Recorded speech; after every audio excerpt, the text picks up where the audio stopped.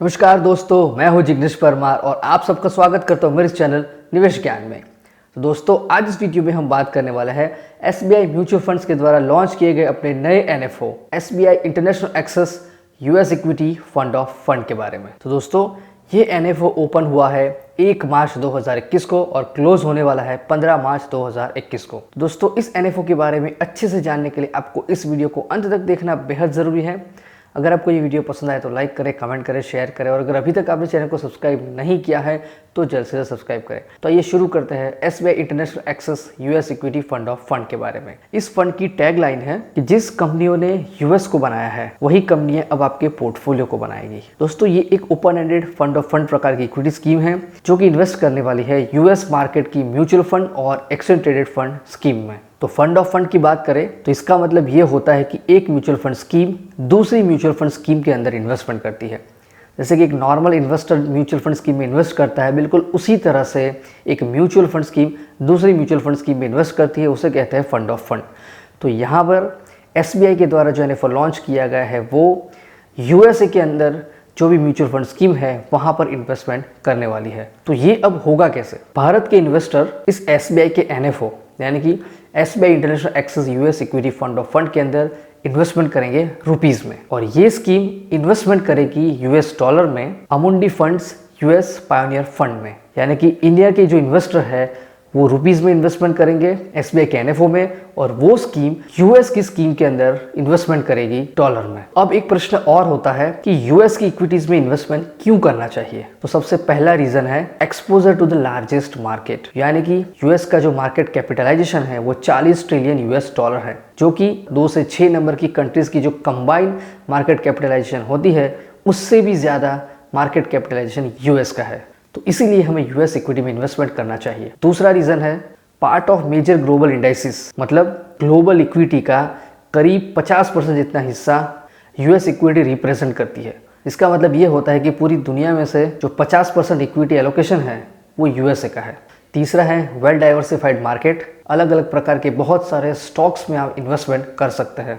और चौथा है resilience displayed bye US economy. इसका मतलब ये होता है कितनी भी परेशानी आए लेकिन यूएस मार्केट हमेशा कोई भी इन्वेस्टर्स के लिए एक अट्रैक्टिव इन्वेस्टमेंट ऑप्शन रहा है। दोस्तों, अब एक डायग्राम की वजह से मैं आपको समझाना चाहता हूँ कि पूरी दुनिया भर में इक्विटी के विनर्स हमेशा बदलते रहते हैं।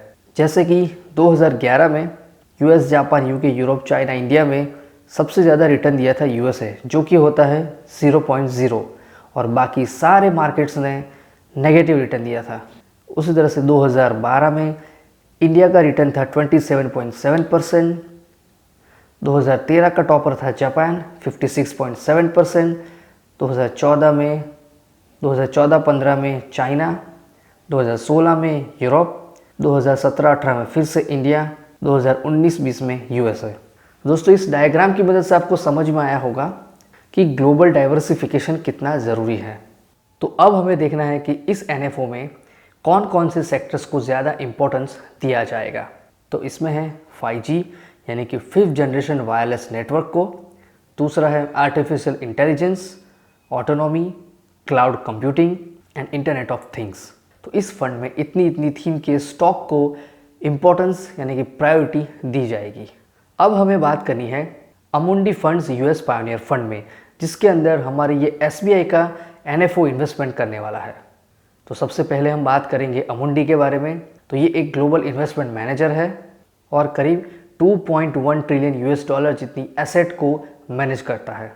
पूरी दुनिया में 35 देशों के अंदर ये सर्विस प्रोवाइड करता है। इसकी एक्सपर्टीज़ है active funds, passive fund, traditional investment और साथ में रियल एस्टेट।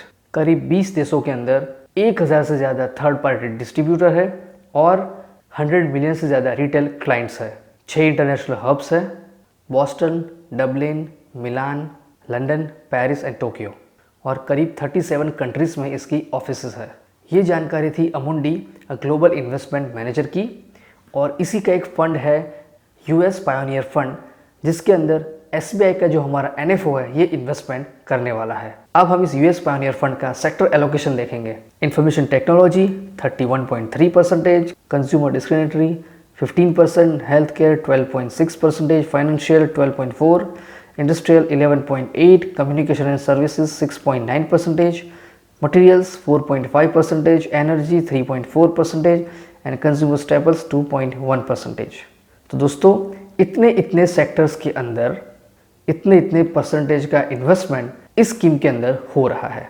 अब हम देखेंगे इस फंड के टॉप 10 होल्डिंग्स को, जिसमें है Microsoft 5.5%, Apple 5.2%, Alphabet 5.2%, Amazon 4.7%, Visa 4.7%, Analog Devices 4%, International Flavors and Fragrances 4%, Elanco Animal Health 3.7, Mastercard 3.6, Schlumberger 3.3%।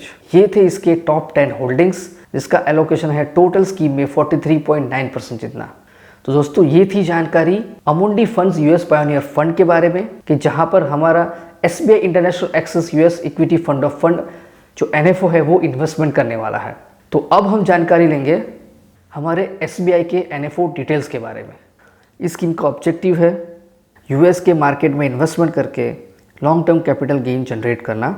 इस स्कीम का बेंचमार्क है S&P 500 इंडेक्स। फंड मैनेजर है मिस्टर मोहित जैन। मिनिमम इन्वेस्टमेंट अमाउंट है 5000, एडिशनल परचेस अमाउंट है 1000 और मिनिमम SIP अमाउंट है daily में 500, weekly में 1000, मंथली में 1000, क्वार्टरली में 1500, सेमी एनुअल मिनिमम में 3000 और एनुअल में 5000। एग्जिट लोड है, अगर अलॉटमेंट के 1 साल के अंदर किसी भी यूनिट का रिडम्पशन होता है तो उस पर 1% एग्जिट लोड एप्लीकेबल है और 1 साल के बाद कोई भी एग्जिट लोड एप्लीकेबल नहीं है। इस स्कीम का रिस्क है वेरी हाई, क्योंकि यहाँ पर यूएस की इक्विटीज़ में इन्वेस्टमेंट हो रहा है, इसलिए तो आपको उसी के हिसाब से अपना इन्वेस्टमेंट हॉराइजन चूज करना पड़ेगा। तो दोस्तों ये थी जानकारी SBI international access US equity fund of fund NFO के बारे में। तो अब कुछ समराइज कर लेते हैं। ये जो एनएफओ है ये इन्वेस्ट करने वाला है यूएस इक्विटीज़ के म्यूचुअल फंड्स और एक्सेस ट्रेडेड फंड्स में, और ये डायरेक्टली इन्वेस्ट नहीं करेगा। ये एनएफओ इन्वेस्टमेंट करेगा अमुंडी फंड्स के यूएस पायोनियर फंड में। तो इसी तरह से ये फंड ऑफ फंड प्रकार की स्कीम है। दोस्तों अगर आप यूएस के इक्विटी स्टॉक्स में इन्वेस्टमेंट करना चाहते हैं और आप डायरेक्टली नहीं कर पाते हैं, तो आप इस एसबीआई के एनएफओ में इन्वेस्टमेंट करके बहुत ही आसानी से यूएस इक्विटीज़ में इन्वेस्टमेंट कर सकते हैं। तो दोस्तों मैं आशा करता हूं कि आपको ये वीडियो पसंद आया होगा। अगर ऐसा है तो इस वीडियो को लाइक करें, कमेंट करें, शेयर करें, और अगर अभी तक आपने चैनल को सब्सक्राइब नहीं किया है तो जल्द से जल्द सब्सक्राइब करें। तो मैं जिग्नेश परमार अब आपसे विदा लेता हूँ। मिलते हैं अगले वीडियो में एक और महत्वपूर्ण जानकारी के साथ। जय हिंद, जय भारत।